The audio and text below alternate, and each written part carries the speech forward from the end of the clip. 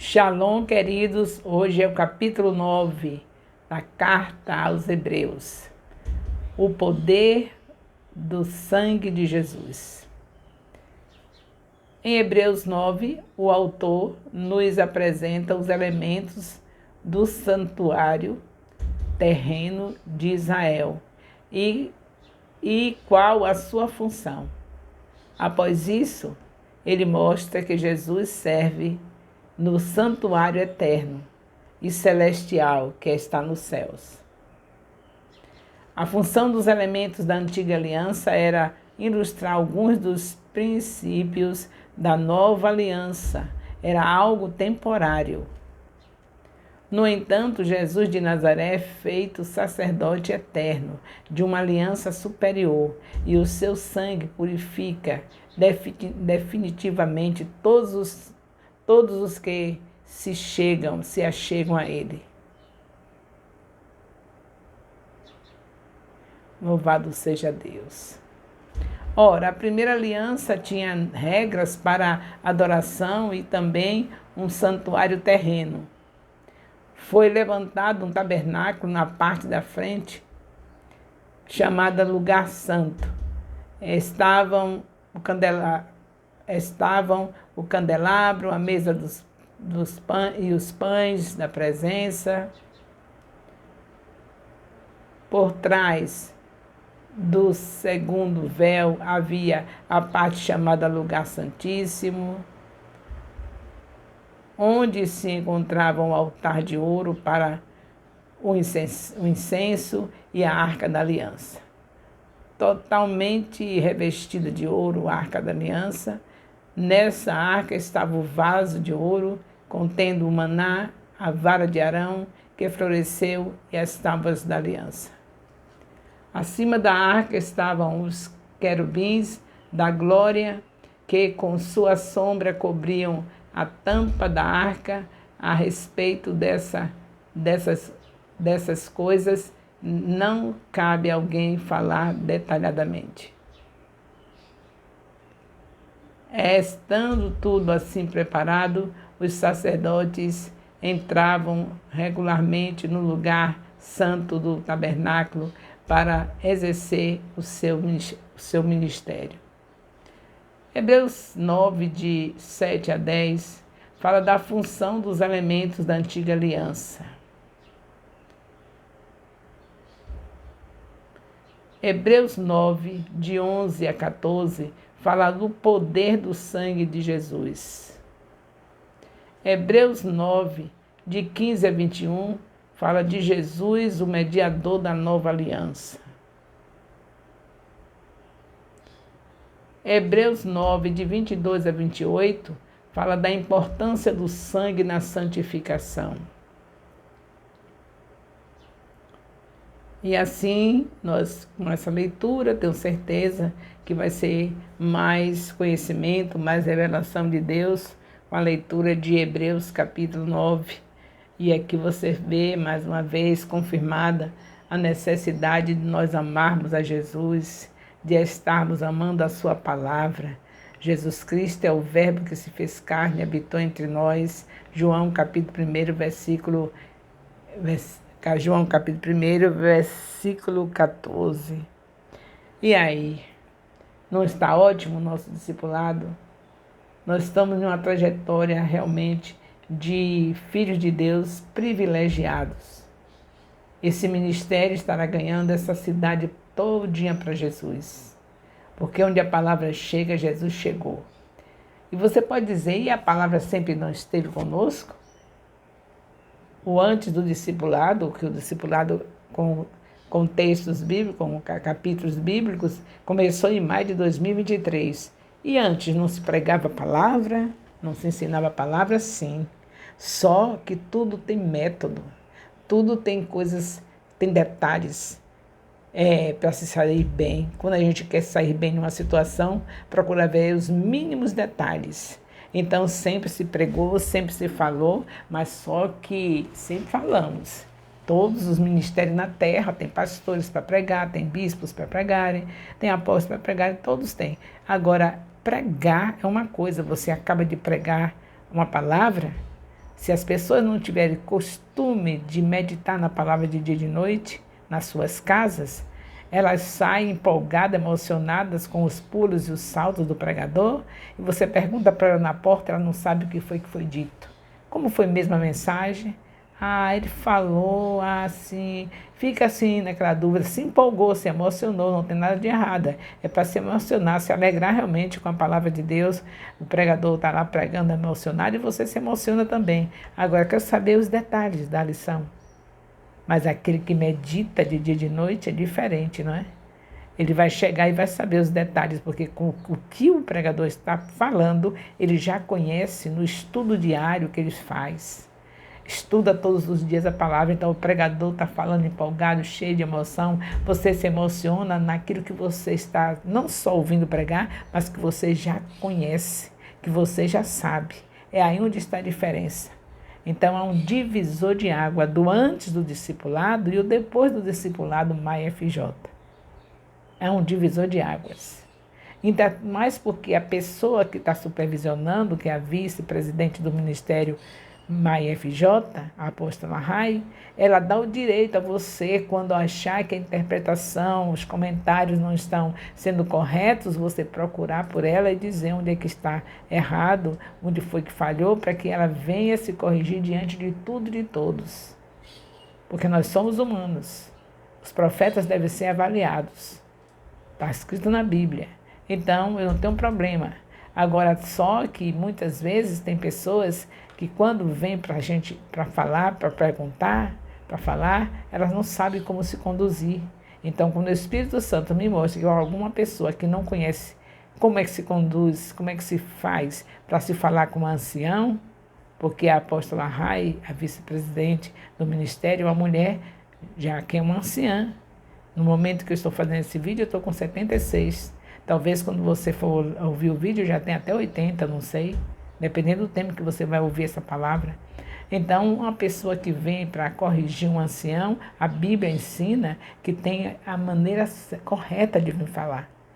Então, a pessoa que vier tentar corrigir alguma coisa que eu fiz de errado, se o Espírito Santo me mostrar que é alguém que conhece essa palavra, de que deve se tratar bem o ancião, de se falar com toda educação e vir na direção do Espírito para falar, para corrigir, aí eu atendo. Se eu ver que é uma pessoa que não tem esse conhecimento, eu não atendo.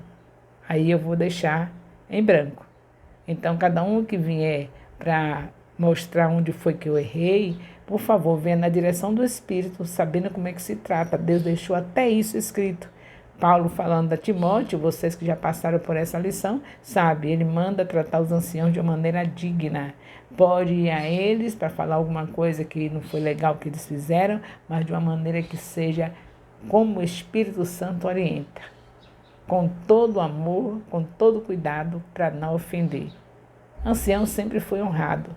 Deus sempre ligou esse fato de honra às autoridades, e especialmente o ancião.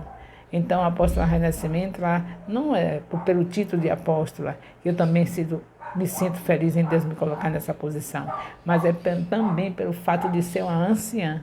Então, a quem vier do jeito que o Espírito Santo ensina, eu estou disposta a ver onde errei e corrigir, porque a minha finalidade é ensinar aquilo que Deus passa para mim. Porém, eu posso, em algum momento, falhar. Quando eu falhar, a pessoa que vier dirigida pelo Espírito Santo, eu receberei para ser corrigida. Mas é isso que Deus tem nos ensinado aqui em Hebreus 9, sobre o poder do sangue de Jesus. É precioso o sangue de Jesus derramado naquela cruz. Sem ele, onde nós estaríamos? Porque Deus olharia para nós e veria o quê? Só o pecado. Mas pelo sangue, ele vê a purificação. Nós somos purificados pelo sangue de Jesus.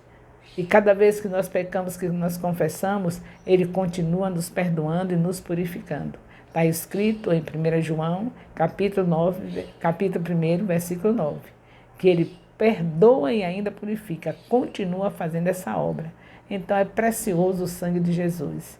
É precioso você considerar o sacrifício que ele fez e viver na dependência disso, na dependência dessa grande obra de salvação.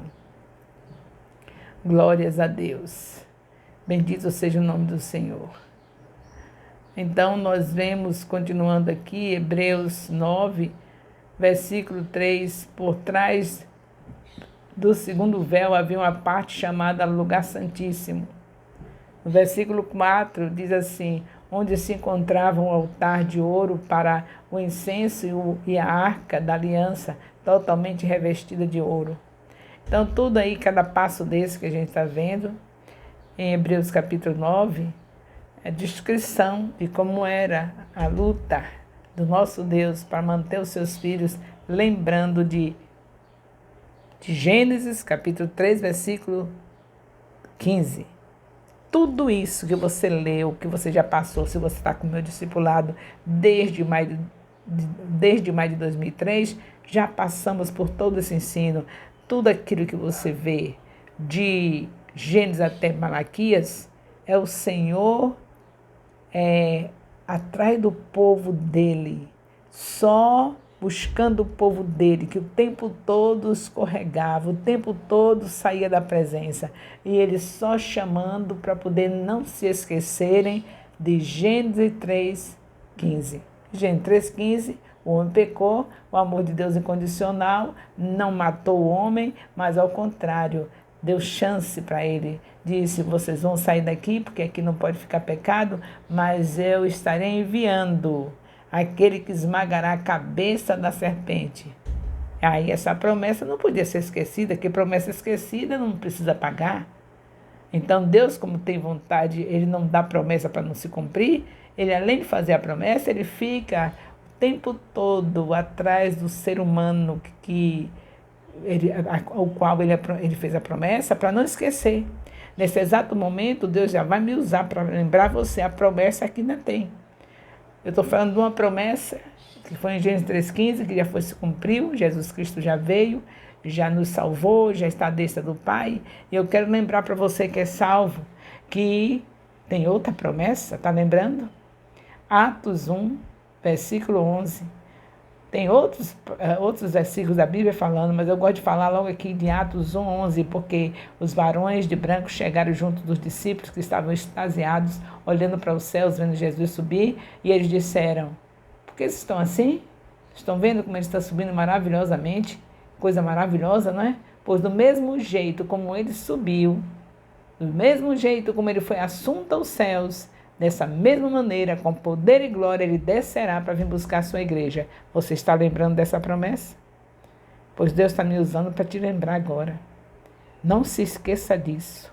Quem não se esquece dessa promessa, tenho certeza que a essa altura já tem 12 discípulos, já fez outros 12 discípulos, agora já está na terceira ou quarta geração de discípulos. Porque não somente 12, 12 de cada vez, você já conseguiu 12 pessoas, já discipulou, ganhou, consolidou, discipulou e enviou, aí você vai formar outra equipe de 12, até o dia que Jesus voltar. E por quê? Porque ele te deu o Espírito dele para você fazer obras maiores do que ele. Ele teve uma equipe de 12 e deixou essa equipe de 12 tão bem preparada que chegou o Evangelho até nós. E a ordem dele para nós em Mateus 28, versículo 19, é que é para fazer discípulos. Então ele está ali dizendo, em Mateus 28, 19, que é para você continuar na obra. Ele te deu o Espírito Santo. E como você tem Jesus como referência, como modelo, você não vai fazer um discípulo, dois, você vai fazer 12 discípulos, cuidar dos 12 discípulos. Quando eles estiverem preparados, você envia, e aí você começa novamente com mais 12.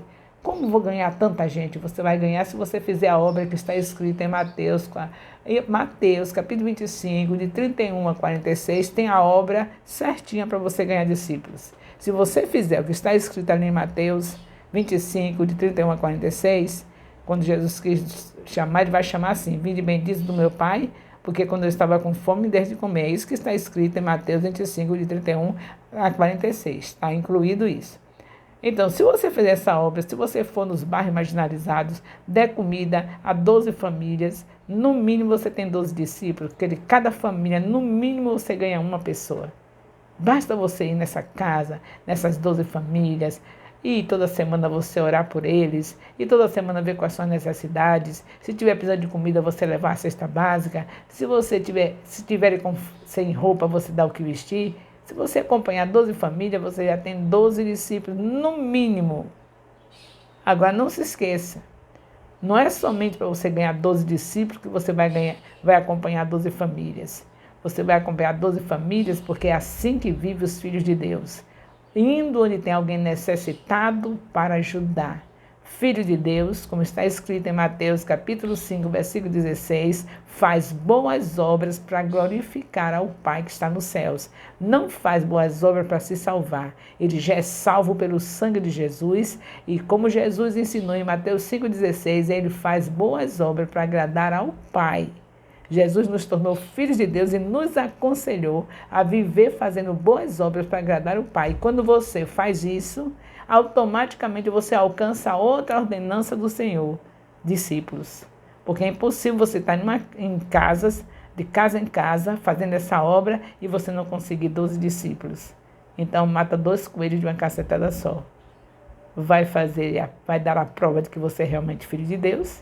Porque Jesus só vai chamar filhos de Deus. Olha como ele diz, vinde bendito meu Pai, quando eu estava com fome e der de comer, são os filhos de Deus que vão fazer isso. Então você vai provar que é um filho de Deus, fazendo boas obras, que a gente sabe que você está doido na igreja, mas se você é filho de Deus, você sabe pelas suas obras. E aí você vai, está vendo você?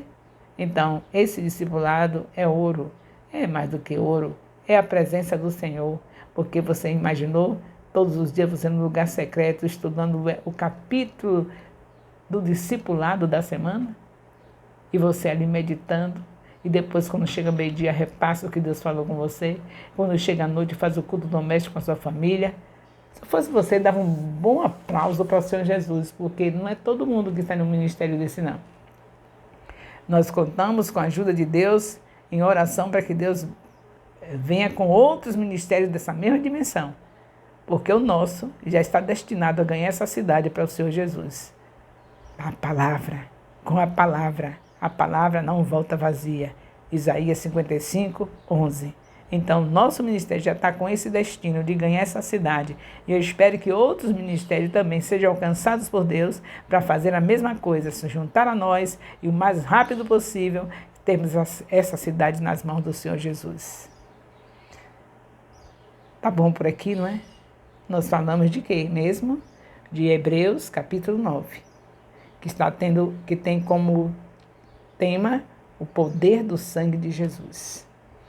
O amor de Deus, nosso Pai, a graça salvadora do nosso Senhor Jesus Cristo, a comunhão do Espírito Santo seja com todos os discipuladores, discípulos do Ministério Apostólico Internacional Filho de Jerusalém. Seja com todos líderes de célula, co-líder de célula, componente de célula do Ministério Apostólico Internacional Filho de Jerusalém, que eu chamo de MAI-FJ. E aí, só me resta dizer para você que o Senhor realmente é contigo. Esse discipulado é para alguém que realmente tem Deus em todo o tempo, porque em todo o tempo Deus é bom. Louvado seja Deus.